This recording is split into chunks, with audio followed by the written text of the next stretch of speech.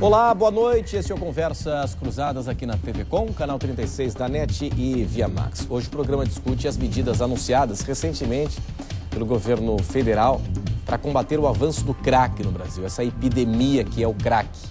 Um dos pontos mais polêmicos é a internação involuntária dos usuários, dos dependentes químicos. Essas medidas podem dar certo no Brasil?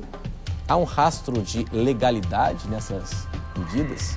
Nós temos estrutura pública eficiente para colocar em prática essas ideias? Está aí o ponto de partida hoje no Conversas Cruzadas, que já está no ar.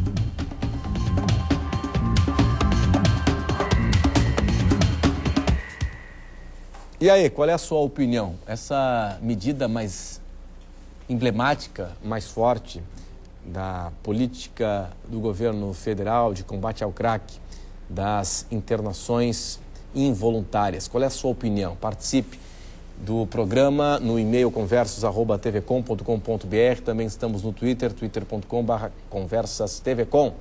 Você pode mandar a sua opinião ligando, falando ao telefone. No portal de voz da TV Com, você liga no telefone 8401-0385 e aí você digita a opção 5 e manda o seu recado. É importante que você diga o seu nome, de onde é que você está falando. E se for uma pergunta, por gentileza, que ela seja objetiva. O portal de voz da TV Com tem o custo de uma ligação para telefone celular, não precisa colocar o DDD 48 na frente. Hoje nós estamos na companhia do médico psiquiatra, Dr. Marcos Aleski. Também está aqui conosco o padre Luiz Prim, presidente do Instituto Kairos, que tem um trabalho importante nesta área de recuperação de dependentes químicos. Está aqui conosco também a psicóloga Ana Cláudia de Souza e o Conversas Cruzadas recebe também a coordenadora do Programa de Saúde Mental no Estado, Maria Cecília Recrate. Muito obrigado pela atenção de todos. Hoje aqui conosco no Conversas Cruzadas na TV Com, e que tem o oferecimento de Firenze Business Park, lotes comerciais, industriais e de serviços. Senge, em defesa do profissional da engenharia sempre. E Queires, Natal todo dia. Compre e concorra a um Hyundai iX35. Eu queria começar com a Ana Cláudia. Ana Cláudia, a tua opinião. Vamos começar com essa medida mais emblemática, né? Que foi a mais polêmica. Essa história da internação involuntária, compulsória, no caso dos dependentes de crack, os usuários de crack. Qual é a sua opinião? É uma boa medida?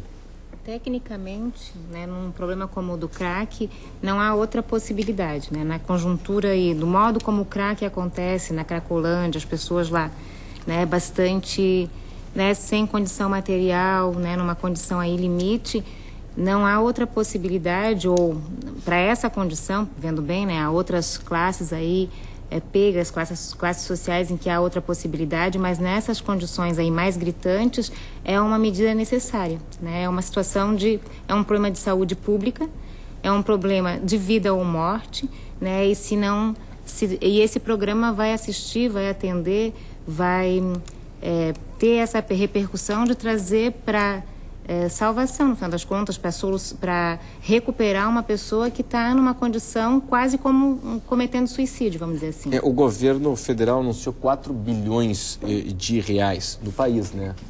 Como investimento para dar estrutura no atendimento, porque nós teremos os ambulatórios de rua, né? Os consultórios de rua, isso requer investimento também, né? Desses 4 bilhões de reais, até o Diário Catarinense fez uma reportagem, acho que foi na semana passada, parece que vem 1% desse valor para Santa Catarina, né? Não sei se a senhora já tem esse dado. A gente não tem os dados. Boa noite a todos, né? A gente não tem esses dados. Na verdade, quando foi anunciado os 4 bilhões, eu acho que tem que ficar claro que são 4 bilhões que não são para a saúde. São 4 bilhões para a questão das drogas. Entra aí a repressão ao tráfico, tudo está incluído nesses 4 bilhões. Então, parte desse dinheiro, parte desse recurso vem para, né, a saúde. Tá, agora a senhora acredita que nós temos estrutura para implementar, com as condições atuais, essa política nacional? Temos. Porque assim, na verdade, condições se cria, né? Condições se cria ou com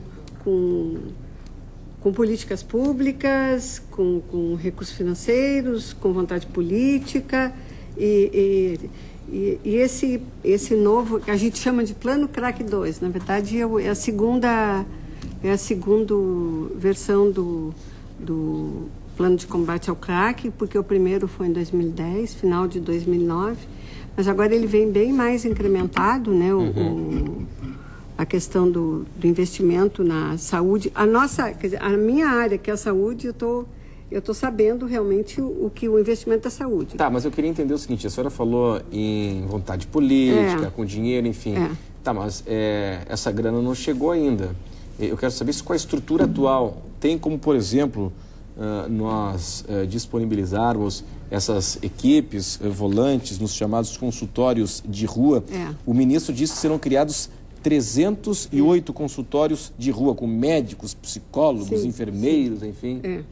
Nós temos isso hoje? Hoje nós temos, veja bem, os consultórios de rua, eles não são uma coisa totalmente nova. Eles já saíram em 2010. Em Santa Catarina nós temos 2 municípios com consultório de rua, que é o município de Florianópolis e o município de Blumenau. Está em atividade aqui? Está em atividade, sim. É mesmo?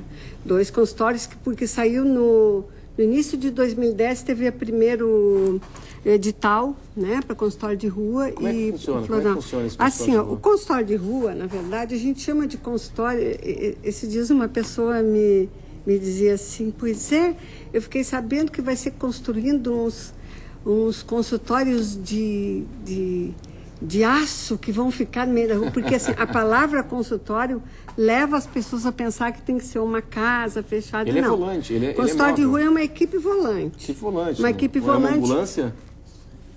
Em Florianópolis, como essa equipe volante vai atuar, vai depender do projeto, de cada projeto, né? Então, por exemplo, Florianópolis, eles têm um carro grande, um tipo de um furgão, um carro grande, que ali tem o equipamento necessário, a equipe toda. O que eles fizeram? Em Florianópolis, eles fizeram um mapeamento das áreas de risco, né? Onde tem as áreas de maior vulnerabilidade social, uso de droga e tal. E eles, então, priorizam determinados locais, e eles na rua, porque assim, o consultório de rua é justamente para evitar a internação. Inclusive, o ministro coloca assim, na fala dele, o consultório de rua não serve para buscar as pessoas para internação compulsória. Ao contrário, o consultório de rua está na rua para atender essas pessoas que estão na rua e que não estão indo ao serviço. E qual é o tempo, qual é a rotina desse hospital, dessa equipe volante aí? Está na rua quantas horas por dia? Como é que funciona? Agora vem uma mudança, vejam só. Com esse recurso que vem, e agora vem mais recurso, porque o Ministério da Saúde entendeu que o serviço para atender o usuário de droga, ele precisa estar no ar 24 horas.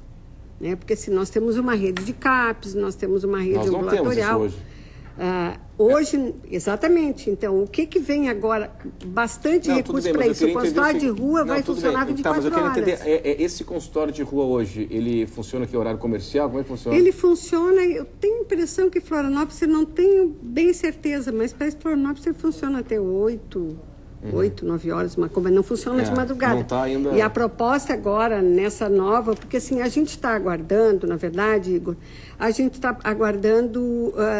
todos os editais e as portarias que não saíram ainda. Sim. Quando saírem os editais, saírem as portarias, a gente fazia exatamente qual vai ser. Mas na fala, inclusive, do lançamento do programa, na fala do ministro, ele já coloca.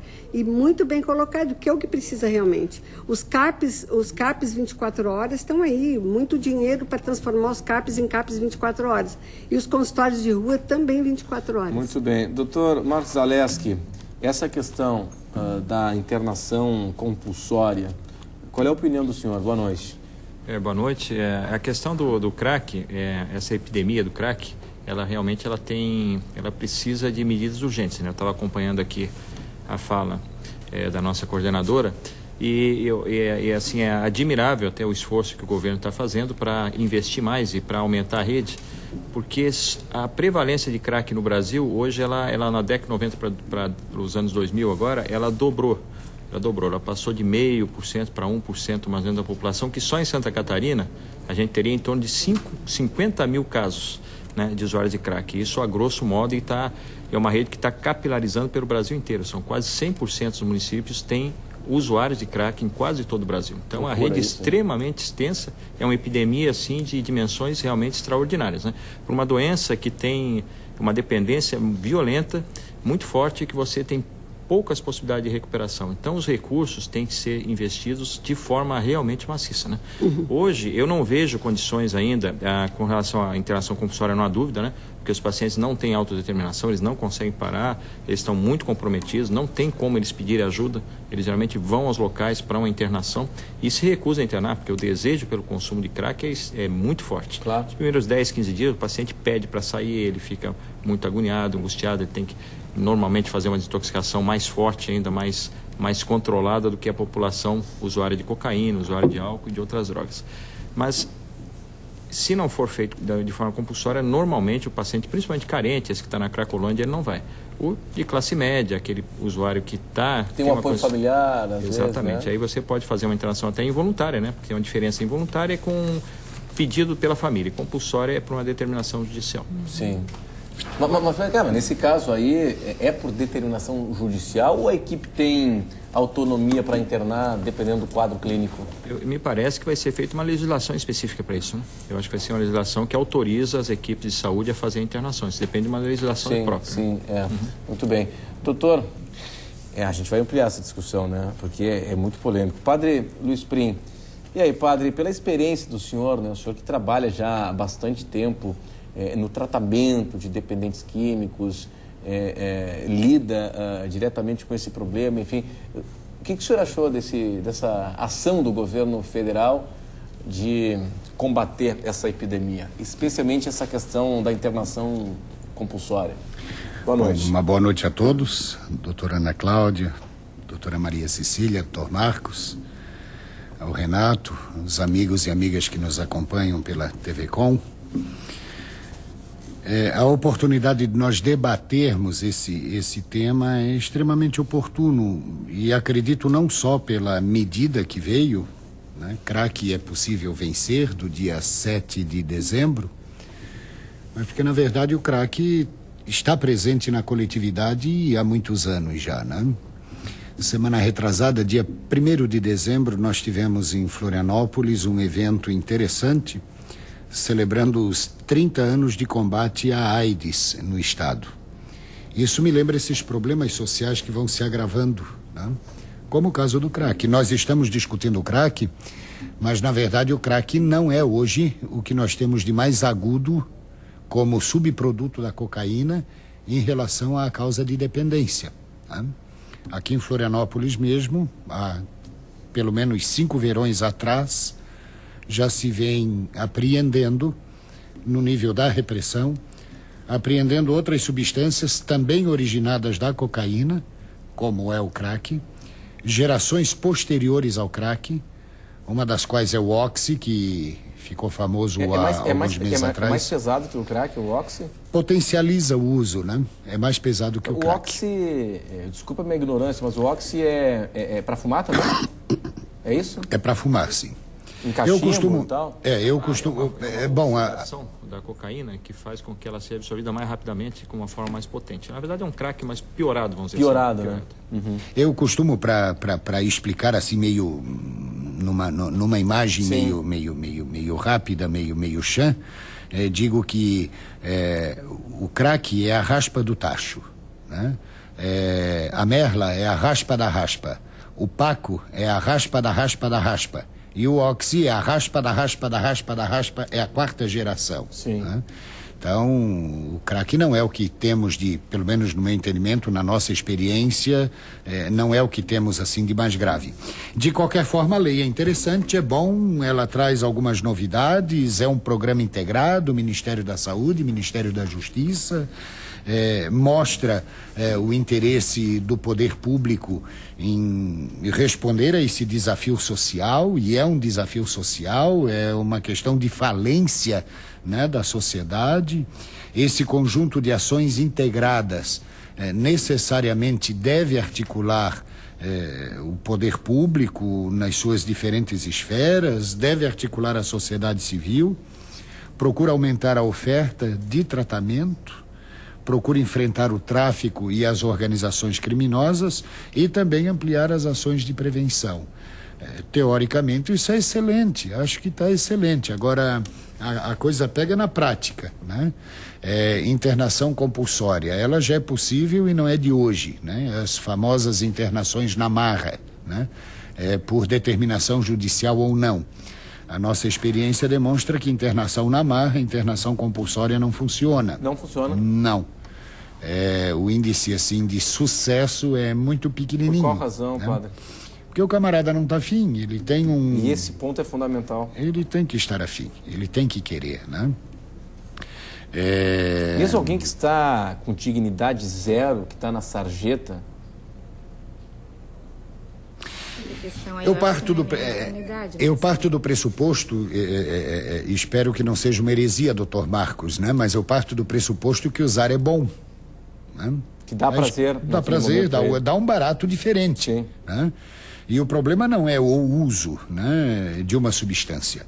O problema é quando a substância me usa, né? É essa virada do ator da coisa, né? E aqui nós temos o problema, quando a substância me usa. Até porque a questão das drogas é uma questão que acompanha a humanidade no processo histórico, né? Não existe no processo histórico da humanidade coletividade nenhuma, povo nenhum, de nenhuma religião, de nenhuma raça, de nenhuma cultura, que não tenha tido que enfrentar a questão da dependência química. Claro. Agora, até eu queria ampliar ainda essa discussão, né? O padre disse claramente, na ótica dele, que essa internação, quando o cara não está afim, não adianta. Não adianta.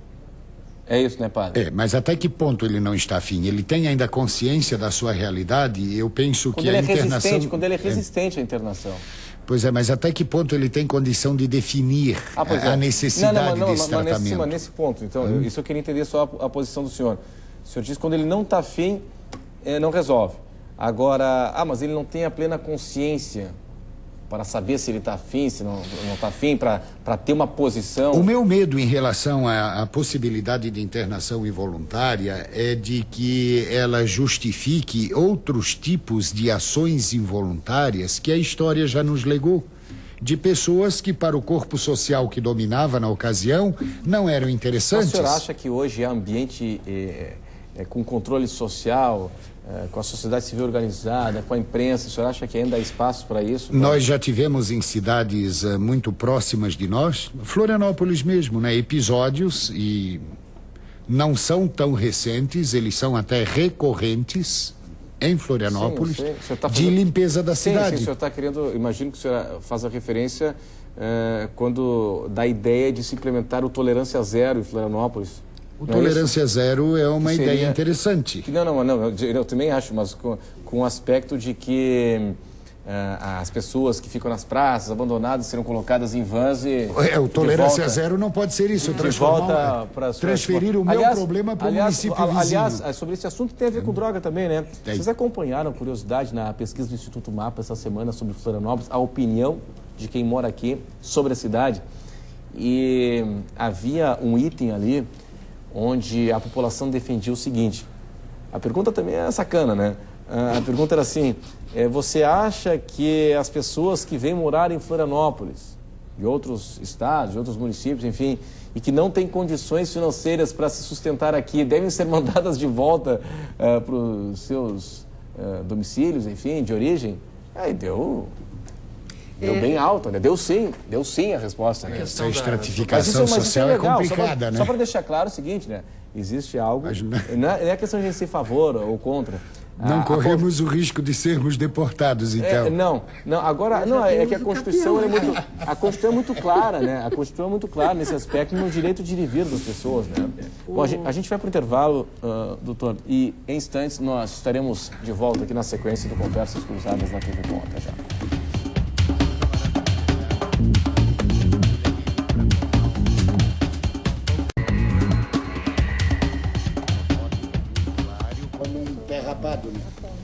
Este é o Conversas Cruzadas aqui na TV Com. Estava conversando agora há pouco no intervalo aqui. Ontem eu fiz uma entrevista. A gente está discutindo hoje aqui a nova política nacional do governo federal de combate ao crack.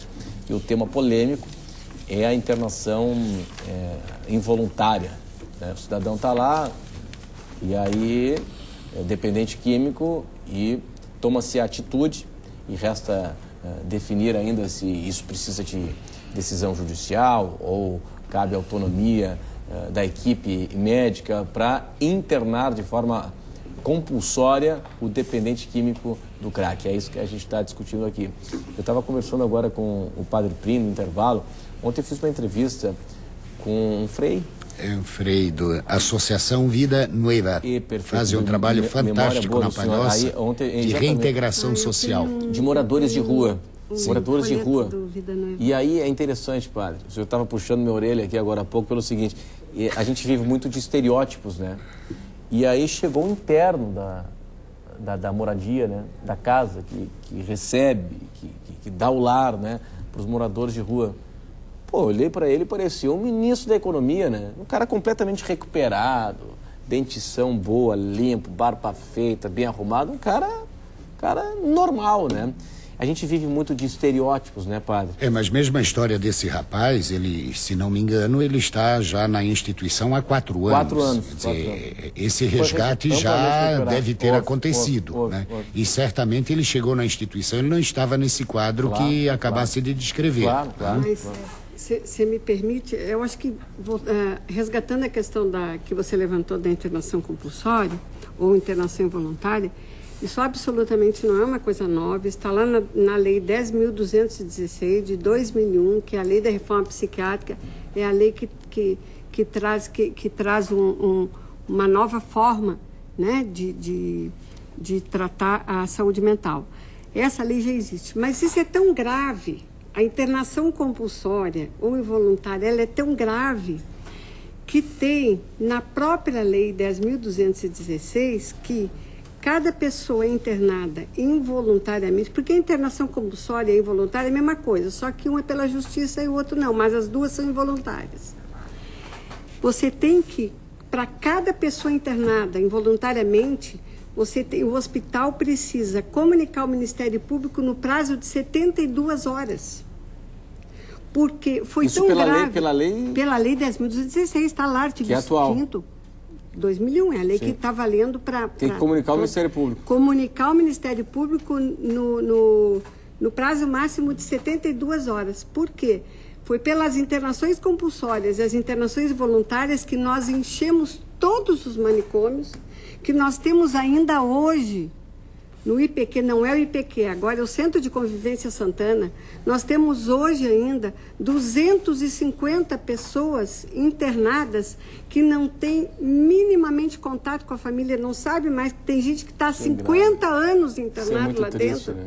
E esse processo de desinstitucionalização que vem com a reforma psiquiátrica e que a gente batalha para tirar essas pessoas de cima, existe um dispositivo que chama residencial terapêutico, que está saindo agora essa forma aqui no novo plano crack, que é tirar essas pessoas de dentro, como elas não têm mais família, elas vão morar numa residência para voltar a ter um ambiente de casa. Agora, então, hoje, isso é muito grave. Hoje, com a lei atual, nos últimos anos ou meses, nós temos internações involuntárias aqui? Então, hoje, muito menos, até em função da lei. Tá, mas como é que funciona isso? Alguém que liga reclamando, um comerciante, um lojista, um vizinho, um familiar, como é que funciona isso? Para internar?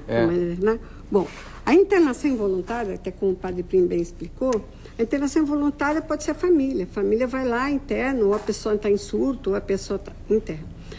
A internação compulsória, eu, por exemplo, na coordenação tenho recebido, infelizmente, vários processos judiciais semanalmente, com solicitação de internação compulsória, em que a família vai ao Ministério Público, solicita a internação para aquele ente, o marido, o filho e tal, o Ministério Público então vai para o juiz e o juiz e onde é que é essa internação hoje aqui nas unidades da Grande Florianópolis? Olha, as internações compulsórias, elas acontecem... Quais unidades? Tanto nos hospitais gerais, todos que a gente tem psiquiatria, no IPQ, nas comunidades, tem muita comunidade terapêutica. Tá, mas aí ficam lá por quanto tempo na média? Então, no hospital, isso é uma questão também, uma boa pergunta sua, porque a gente recebe de juízes... internação, uma vez nós recebemos internação vitalícia. Isso é a coisa mais proibida. Internação vitalícia. Olha só, Cecília. Internação por decretando que o cidadão não se recupera, é recuperável, Exato. Né? Internação por tempo indeterminado. E a gente, então, retorna, a gente faz o parecer, retorna ao juiz, explicando, fazendo toda uma argumentação de que não existe mais esse tipo, que não é... Porque o hospital é feito... Não é para depositar ninguém, o hospital é feito, no caso da droga, para desintoxicar. No caso do transtorno mental, para tirar do surto. Esse é o papel do hospital. Está ótimo, Cecília. Assim, eu concordo contigo, né? Tecnicamente a gente vê isso. Agora, eu acho que aqui nesse caso a gente tem que fazer bem a distinção. Não se trata de voltar atrás na legislação, inclusive, voltando ao antigo hospital psiquiátrico, ao antigo manicômio, que as pessoas de fato perdiam toda a identidade, perdiam família, né? Acabava com a vida das pessoas de fato. Isso no caso de situações de pessoas que tinham família, de pessoas com complicações psicológicas severas, mas não de pessoas viciadas propriamente, em crack, né? Agora a gente está, esse assunto, pelo menos, recortando um pouquinho a questão do programa aí de governo, ele está recortando o quê? Um problema de saúde pública que nós temos no momento atual, que é o crack. Não é o problema dos esquizofrênicos, não é o problema dos psicóticos, é o problema do usuário de crack que não tem, na maioria dos casos, família, porque quando ele tem família e tem uma certa condição, ainda é possível tratar a nível de ambulatório, né? Por isso que os consultórios de rua tendem a funcionar, porque quando há ainda algum vínculo, quando a pessoa ainda tem algum laço familiar, há um apoio social para que a pessoa se restabeleça. Agora, quando ela não tem dinheiro, quando ela não tem dignidade, quando ela não tem condições de saúde mais, porque o crack está acabando com a vida dela, o que é que se faz para recuperar? Não se trata de, claro, é absurdo falar em internação vitalícia, se trata de restabelecer, de dar os direitos de volta a essa pessoa. Direito à moradia, direito à saúde, direito à dignidade, direito à família, né? Como é que se faz isso com a pessoa vivendo na Cracolândia? Né? É preciso um mínimo de condições sociais, de direitos garantidos para que essa pessoa se recupere. E essa recuperação, como é que ela vai ser feita se essa pessoa é morador de rua? Né? Como é que vai se falar em recuperar essa pessoa para a vida se ela não tem as condições mínimas de subsistência e de sobrevivência? Aí é preciso pensar, são esses casos que é preciso que dar condições, muito mais condições do que um lugar para ficar. Não basta, né, recuperar um mês de desintoxicação, né, colocar num determinado lugar com casa e comida e achar que essa pessoa não vai voltar para o crack. É claro que ela vai, como o Padre Plinio chamou a atenção. A primeira oportunidade que ela tiver, ela vai voltar, porque de fato é prazeroso. É um prazer tão grande que vicia super rápido, né? Agora, essa pessoa com trabalho de assistência social, com trabalho de saúde, com medicação para conseguir vencer a droga e com condições mínimas de vida, ela vai ter condições de se recuperar. Sem isso, não tem. Mas são casos diferentes do caso do alcoólatra, do caso dependente até de cocaína, do caso das outras complicações psicológicas ou das complicações psicológicas que lotaram sim os manicômios, e aí foi, né, um avanço enorme da nossa sociedade de alterar o modo de relação com esse tipo de problema. Mas esse é um outro tipo de problema. O crack, e principalmente o crack de rua, vamos dizer assim, não é aquele classe média que começou a usar, mas que ainda tem o apoio da família, que ainda tem certas condições. Essa pessoa a gente tem outras condições de tratar, né? Mas esses usuários aí que perderam todas as condições é que fica, né, o programa acaba sendo muito dirigido a ele, né? Que fica a pergunta, o que fazer se não for isso? Nós temos uma convicção, se me permitem, de que, e ela está respaldada na Organização Mundial da Saúde, que lembra que a dependência química é uma doença, né? Agora, é uma doença sistêmica. O indivíduo que eu encontro na rua, usando qualquer tipo de droga, o bêbado do boteco lá da minha rua, enfim, aquele que se passa no uso de qualquer substância, ele é a ponta visível de problemas maiores que a comunidade enfrenta. E que ponta visível é essa, né? É aquele que eu estou vendo, é o problema situado, mas nós estamos com uma sociedade doente, um mundo doente, os valores são questionados e deixados de lado, família doente, escola doente, comunidades religiosas, igrejas doentes, né? Então vai aparecer. Quando nós entramos numa situação, doutora Ana Cláudia, de quebra total de vínculo, nós, nas comunidades terapêuticas, na nossa experiência, corremos um risco seríssimo quando não temos um olhar de ressocialização, como faz o Vida Nueva, de tornarmos crônica a presença do indivíduo nesses ambientes de tratamento. Que passa a ser o lar dele, né? Nós temos situação de usuários aqui em Florianópolis que fazem um périplo por instituições. Ele passa 6 meses conosco nas instituições que temos aí, depois fica no máximo 15 dias, 1 mês na rua, recai, é claro, e recai porque precisa recair, e daí ele vai fazer um périplo, passa mais 3 meses em outra instituição, 1 mês de rua. Ele não tem vínculo familiar, isso? Normalmente não. Ou se tem vínculo familiar, o vínculo de rua com ele é muito maior. Eu quero discutir um assunto para daqui a pouco, depois do intervalo, ainda no gancho daquele estereótipo, Padre Prim. Eu quero saber qual é o perfil hoje do dependente químico, do crack. Parece que está mudando isso, a gente vai discutir este assunto daqui a pouco, depois do intervalo. Até já.